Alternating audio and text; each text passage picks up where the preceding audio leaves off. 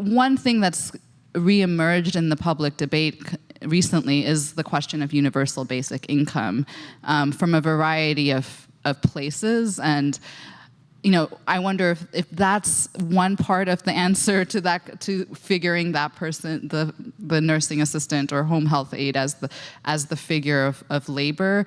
I mean, it's an idea that was first proposed in the United States by Richard Nixon, that there will be a national income, guaranteed national income. There's a problem with that framework.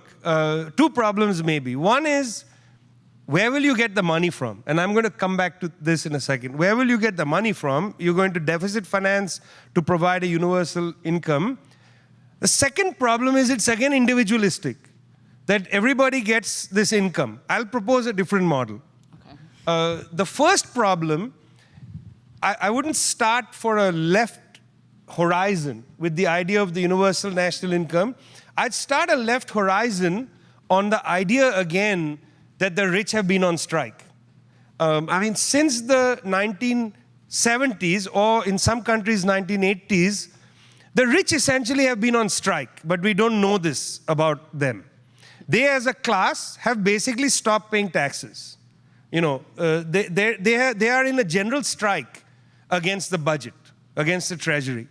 We think of it in terms of offshore havens or good tax accountants or loopholes, things like that, but we don't call it for what it is, which is that as a class, the rich have essentially decided to suffocate the state in terms of its social spending. They're quite happy with military spending, police spending, etc., but they have basically gone on strike. So once the rich went on strike, and once these orthodox economics ideas such as balanced budget amendments came to play, in a climate where it's impossible to cut back on policing and the military, that means that all social goods disappear. That's been the necessary effect. It's a very simple calculation. So the first thing to consider, this question of how will you pay for that, it's whenever somebody on the left says, let's do this, they'll say, how will you pay for it?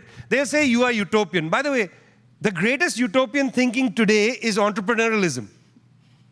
What I'm saying is not utopian at all. It's realistic compared to entrepreneurialism. That's the real idealism. I hate being called, somebody say, you are just an idealist, or naive. That's the other great thing. You are naive. Okay, I have strong beliefs about how I think the world should be created, but I don't think I'm naive. That's different. So one is the rich are on strike, and we need to break that strike. So this is about politics, this first part.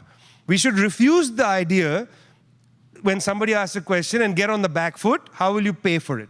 That should not be the statement that gets you on the back foot, where you say, well, if we could pay for it. No, we got to come right at it and say we have to break the strike. We have to be strike breakers against the rich. That's the first part. How will you pay for it? Linked to that, the second part, coming directly to national income and the individualism, there's a great category in economics called the social wage, where the idea is you don't receive the totality of your wages individually, in your individual wage packet. Some of your wages is socialized. It goes into a social wage. And in a sense, taxation in general is the instrument for creating the social wage. And then we get these wages back socially. So you may think, how do you get wages back socially? Well, what if in this fine and rich city, you had free public transport, which was actually good? You had trains that actually connected most of the city, which, it does a pretty good job, but it doesn't go everywhere. It's a very highly racialized, as you know, train network. So imagine that I got my wage back partly in free public transport. I don't have to buy a ticket. I can just get on the train, get off the train. Why not? What if I got my wages back in free education to all institutions? You apply for sure. If you don't get in, you don't get in. But if you get in, it's free.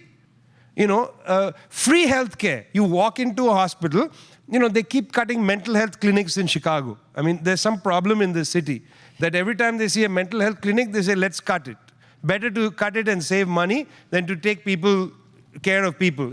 What if we had health clinics in every 5 streets? There's a clinic. I hate making an appointment with my doctor. I always feel meek. I go in and I have a stupid question. I have this strange growth, can you look at it?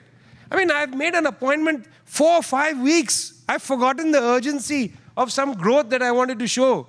I go in 5 weeks later and I'm like, now I'm embarrassed to see you. I can't see the growth. But I took a picture of it. Would you like to see it? The picture of my thing. I should be able to walk into a health clinic and show them my, whatever obsession I have. But my knee is hurting a little. We are all hypochondriac a little. I've got some pain. Better to show it immediately. So have a clinic everywhere. These are social wages. So I would say, rather than a guaranteed national income, increase the social wages. And in that, I'll give a caveat. One day I was driving to work. I live in Northampton, very nice liberal town.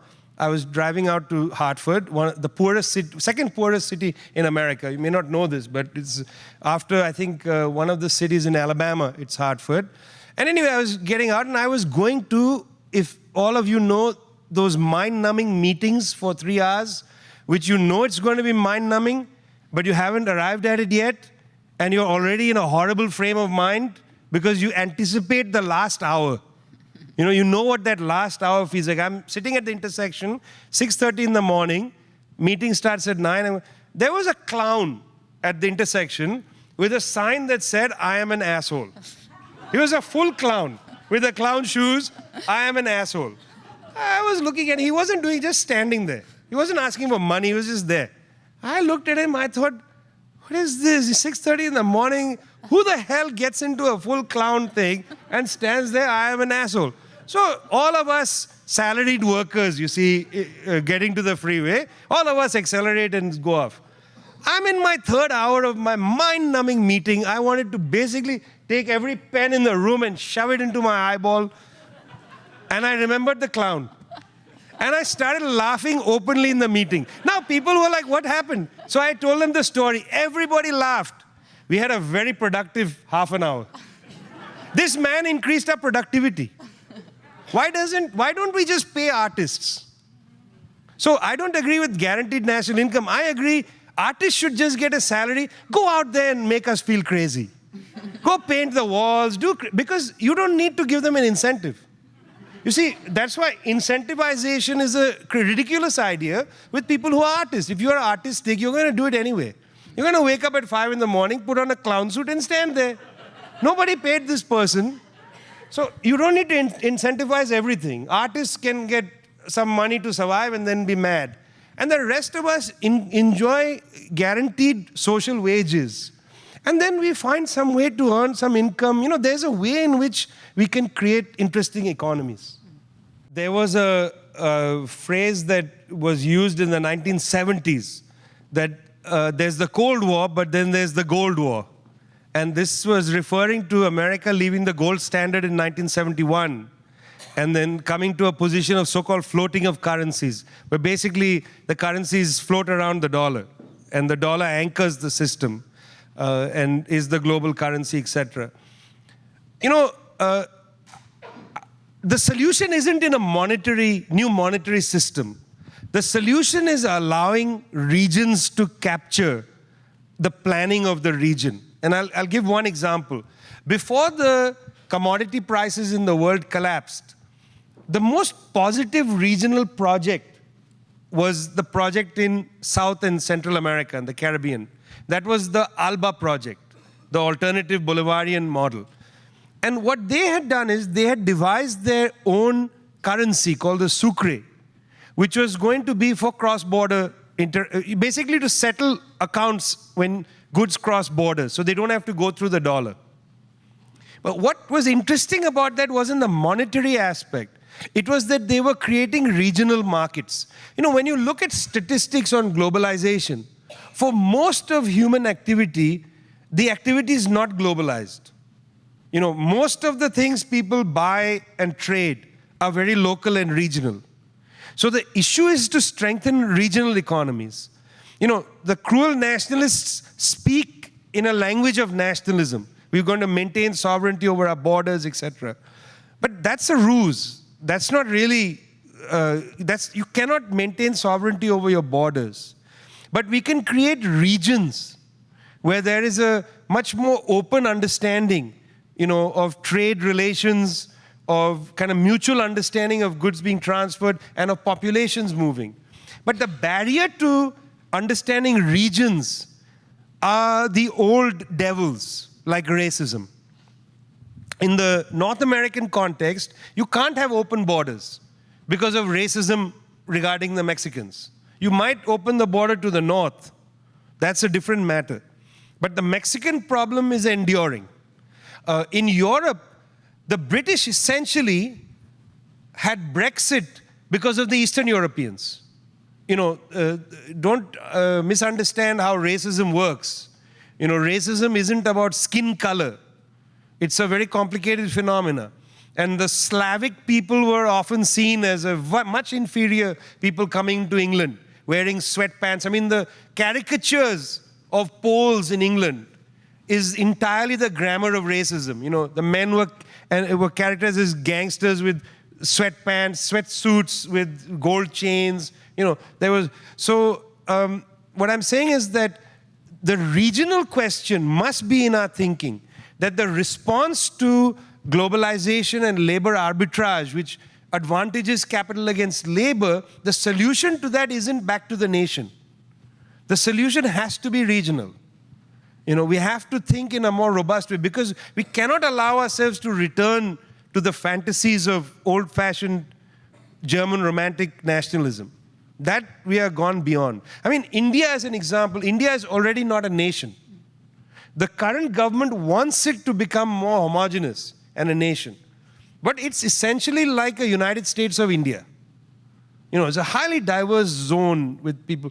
So we have to think regionally in the way we organize our economies, our solidarity economies. Look at the way India behaves with Nepal. Treats it essentially as a place where you can keep closing the borders, screwing them, putting the screw. You can't behave like that to your neighbor. We have to rethink the way regions function. And the Bolivarians were beginning to teach us that until commodity prices collapsed, and now God knows what will happen.